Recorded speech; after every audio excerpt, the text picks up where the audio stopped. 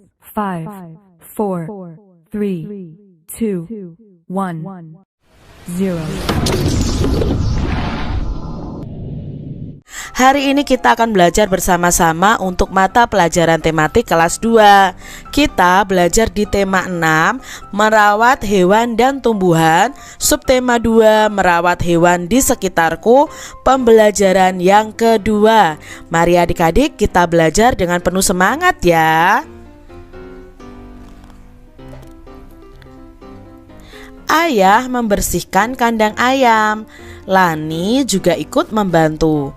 Kandang ayam terlihat bersih. Hal itu dilakukan agar ayam tidak mudah sakit. Perhatikan percakapan antara ayah dan Lani. Nah, di sini ada percakapan antara ayah dan Lani. Kandang ini perlu dibersihkan agar ayamnya tidak mudah sakit ya nak, kata ayah Lani. Ya ayah, aku akan selalu menjaga kebersihan kandang ini dengan baik, jawab Lani. Adik-adik, kalau kalian mempunyai hewan peliharaan, kalian harus membersihkan kandangnya. Mengapa kandangnya harus dibersihkan?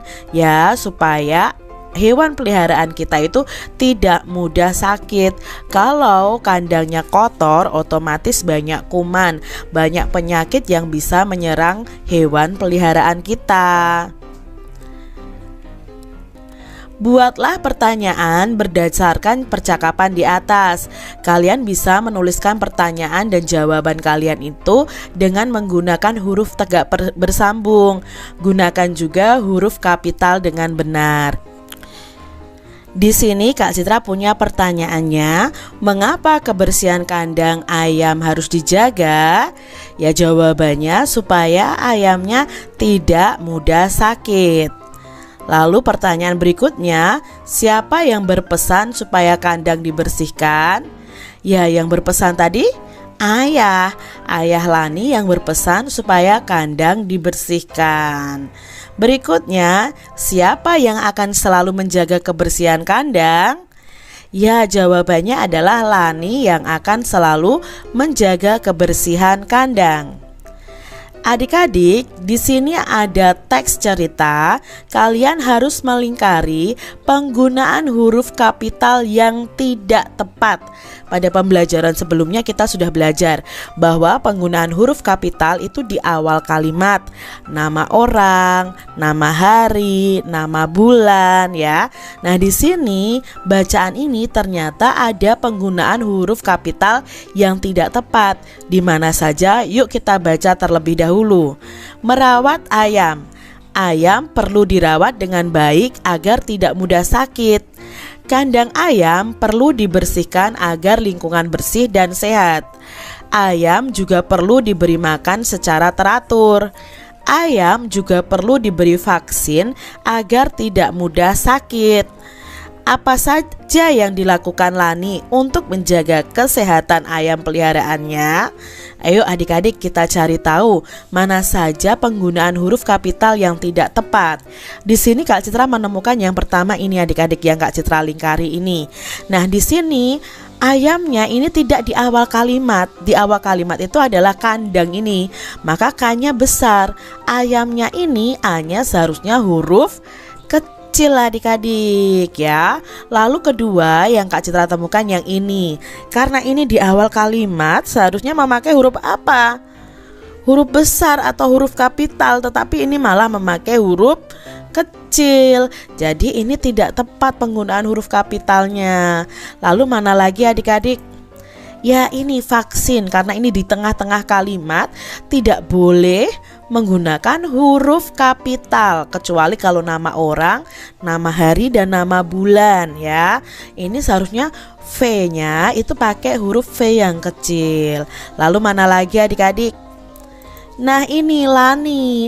Lani itu kan nama orang, berarti huruf L-nya harus huruf kapital. Selanjutnya masih adakah?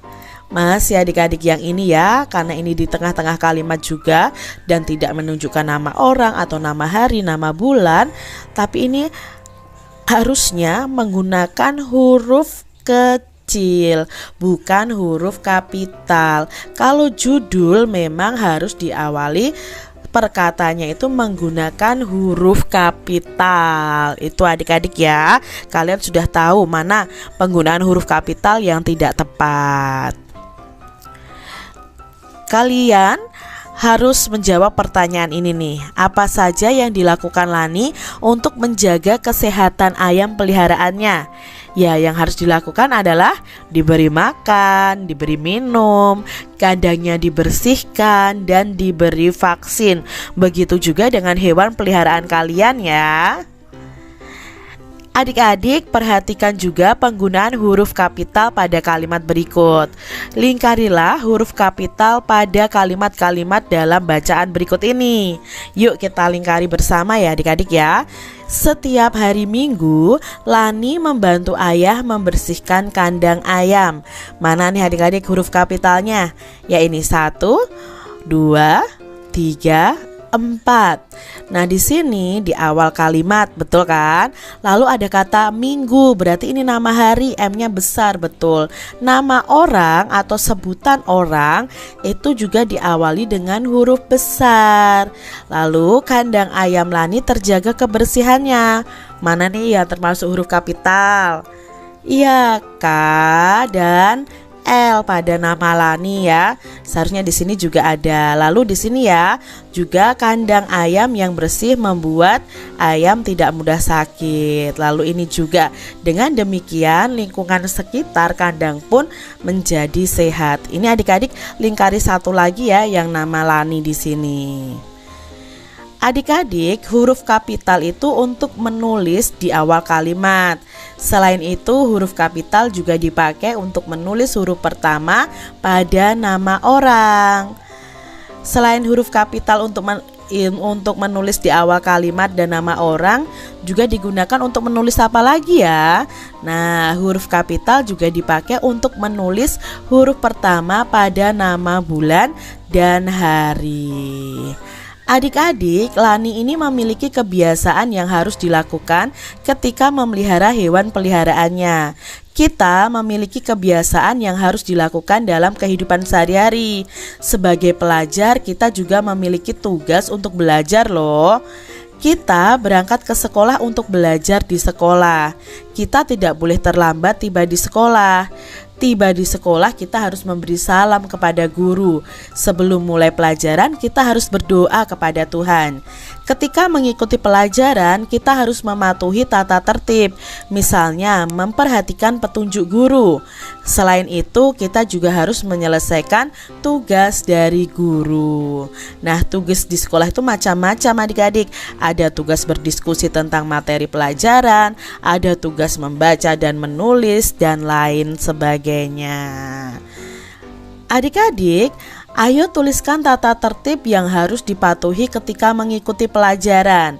Nah, apa saja ya yang harus kalian lakukan? Nah, di sini kelompokkan hal-hal yang boleh dilakukan ketika mengikuti pelajaran dan kelompokkan hal-hal yang tidak boleh dilakukan ketika mengikuti pelajaran. Di sini hal-hal yang boleh aku lakukan ketika mengikuti pelajaran adalah 1. Mengerjakan tugas dari guru, memberi salam kepada guru, berdiskusi dengan teman saat tugas kelompok, bertanya kepada guru jika kurang jelas dalam pelajaran, menjawab pertanyaan guru ya. Itu tadi hal-hal yang boleh dilakukan ketika pelajaran. Mengapa hal itu boleh dilakukan? Aku boleh melakukan hal-hal tersebut karena itu adalah peraturan di sekolahku dan itu tidak mengganggu orang lain, tidak merugikan orang lain ketika hal-hal itu boleh kita lakukan adik-adik. Berikutnya, hal-hal yang tidak boleh aku lakukan ketika mengikuti pelajaran.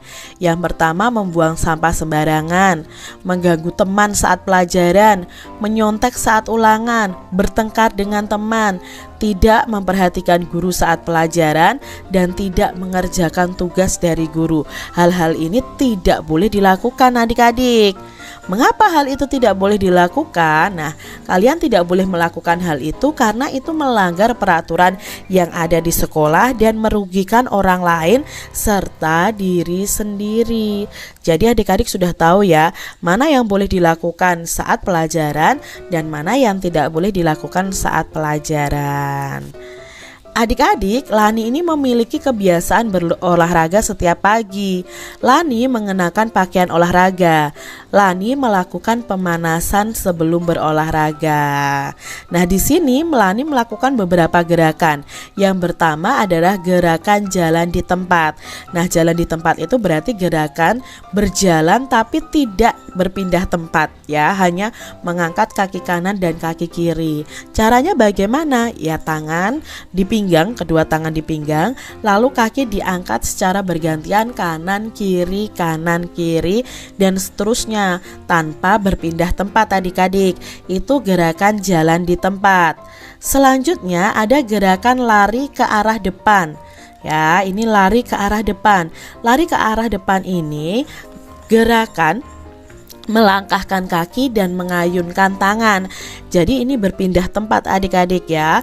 Kalau kaki kanan kita melangkah, maka tangan yang mengayun adalah tangan kiri.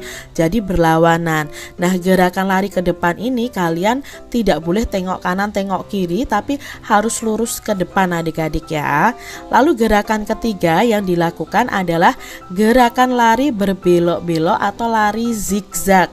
Nah, lari zigzag itu seperti ini, membentuk seperti ini adik-adik ya. Kalian bisa lihat dari sini ke sini, lari lagi ke arah sini, terus ke depan, ke sini lagi dan seterusnya. Ini adalah gerakan lari berbelok-belok atau zigzag. Kalian bisa praktekkan nih bersama dengan teman-teman kalian. Nah, lakukan gerakan lari berbelok-belok sesuai pola yang ditentukan. Dan kalian bisa lakukan gerakan sesuai ketukan dalam lagu Ayamku. Lakukan gerakan sesuai ketukan lagu yang lain juga. Kalian bisa praktekkan bersama dengan teman-teman kalian. Kelinci Lani gemuk dan bersih. Lani memberinya makan dengan teratur. Lani membersihkan kandang kelinci dengan teratur. Adik-adik ingat ya cara memelihara hewan peliharaan kita, dengan memberinya makan yang teratur, lalu membersihkan kandangnya juga dengan teratur. Adik-adik perhatikan gerakan kelinci. Apakah kepalanya bergerak? Bagaimana gerakan kepalanya ketika makan? Ya, ketika makan dia akan menggeleng-gelengkan kepalanya atau mengangguk-nganggukkan kepalanya. Perhatikan juga gerakan kelinci ketika melompat menghampiri Lani. Apakah kakinya juga bergerak adik-adik? Iya, kakinya juga bergerak. Kelinci ini melompat menghampiri Lani. Bisakah adik-adik mengikuti gerakan kelinci yang melompat ini? Bisa ya adik-adik ya. Nah, di sini tirukan gerakan kelinci ketika sedang melompat. Bayangkan bahwa kedua tanganmu adalah kaki depan dari kelinci tersebut. Coba adik-adik sekarang praktekkan gerakan kelinci yang sedang melompat. Melompatlah ke depan sebanyak 3 kali dan ke samping kanan sebanyak 3 kali dengan lompatan seperti kelinci ini ya adik-adik ya. Dengan begitu itu akan melatih kekuatan otot tangan dan otot kaki kita. Apakah adik-adik bisa melompat menirukan gerakan kelinci? Coba ciptakan kreasi gerakanmu. Kamu boleh melompat ke depan, ke belakang, ke samping kiri, atau ke samping kanan. Terserah adik-adik nih, coba ciptakan kreasi gerakan kalian sendiri. Setiap hari, Lani dan ayahnya bergantian membersihkan kandang kelinci. Pada hari Senin, Lani membersihkan kandang. Pada hari Selasa, giliran ayah Lani membersihkan kandang. Pada hari Rabu, Lani kembali membersihkan kandang. Siapa yang akan membersihkan kandang pada hari Kamis? Nah, adik-adik, bacaan ini ditulis dengan menggunakan huruf tegak bersambung. Adik-adik, dapatkah kamu menemukan nama-nama hari pada bacaan tersebut? Hari apa sajakah yang kamu temukan dari bacaan tersebut? Lalu bagaimana nama hari yang dituliskan dalam bacaan tersebut? Di sini Kak Citra menemukan 4 nama hari, yaitu hari Senin, Selasa, Rabu, dan Kamis. Kalau kalian amati pada penulisan nama hari ini menggunakan huruf awal kapital atau huruf besar. Jadi, selain digunakan pada awal kalimat, huruf besar atau huruf kapital itu juga digunakan ketika menuliskan nama hari seperti ini. Senin, ya S-nya besar. Selasa, S-nya juga besar. Rabu, R-nya yang besar. Kamis, K-nya yang besar, adik-adik. Jadi kalau kalian menulis mau tegak bersambung maupun huruf lepas, kalian harus mengawali nama hari itu dengan huruf besar atau huruf kapital. Buatlah kalimat yang menceritakan kegiatan kalian dalam 1 minggu. Gunakan huruf kapital pada awal kalimat dan nama hari. Gunakan juga tanda titik untuk mengakhiri kalimat kalian. Gunakan huruf tegak bersambung.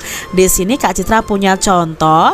Setiap hari Senin sore, aku berlatih menari bersama guru tari. Ya, S-nya di awal kalimat menggunakan huruf kapital. Lalu kata Senin itu juga diawali dengan huruf kapital. Contoh yang lainnya, pada hari Selasa saya ada ulangan matematika, ya. Contoh selanjutnya nih adik-adik, setiap hari Rabu saya ada les musik piano bersama Eko. Jadi selain di awal kalimat, nama hari juga nama orang harus diawali dengan huruf kapital atau huruf besar. Berikutnya, pada hari Kamis saya bertugas menyirami tanaman. Contoh yang kelima, hari Jumat saya diajak ayah ke rumah paman. Ini tadi ya contoh kalimat yang menceritakan kegiatan dalam 1 minggu dengan memperhatikan huruf kapital, tanda titik, dan menggunakan tulisan tegak bersambung. Kalian bisa menuliskan kalimat sesuai dengan kegiatan yang kalian lakukan selama 1 minggu ini. Adik-adik, kelinci Lani itu suka sekali makan wortel. Ibu dan Lani membelikan wortel di warung. Perhatikan alat yang digunakan untuk menimbang wortel tersebut. Ini adalah alatnya ya adik-adik ya. Namanya adalah timbangan pasar. Apakah adik-adik pernah melihatnya? Mungkin ada yang sudah pernah, ada yang belum ya. Nah adik-adik, Ibu dan Lani ini membeli 2 kg wortel. Penjual wortel meletakkan biji timbangan ini sebanyak 2, dan masing-masing biji timbangan itu beratnya 1 kg. Berapa kilogram berat 1 biji timbangan? Nah, 1 biji timbangan ini beratnya adalah 1 kilogram. Sedangkan kedua biji timbangan ini beratnya berapa? Ya berarti 1 kilogram ditambah 1 kilogram sama dengan 2 kilogram. Kalau masing-masing biji ini beratnya 1 kilogram. Adik-adik, pasangkan berat benda dengan jumlah biji timbangannya. Nah, di sini kita akan menjumlahkan dulu biji timbangannya ya adik-adik ya, yang ada di sini. Misalnya yang ini berarti 1 kg ditambah 1 kg sama dengan 2 kg. Di sini ada 5 biji timbangan 1 kg, berarti beratnya adalah 5 kg. Dari mana? Ya, dari 1 kilogram ditambah 1 maka jadinya adalah 5 kilogram. Lalu berat biji timbangan yang ini totalnya berapa? Iya, 3 kilogram. Biji timbangan ini ada 4. Masing-masing biji timbangan ada 1 kilogram, berarti jumlahnya ada 4 kilogram. Dan yang terakhir di sini ada 7 biji timbangan yang masing-masing beratnya 1 kilogram, berarti jumlahnya ada 7 kilogram. Baru kita pasangkan adik-adik, wortel ini beratnya 3 kilogram, maka biji timbangan yang cocok yang mana? Iya, yang ini adik-adik.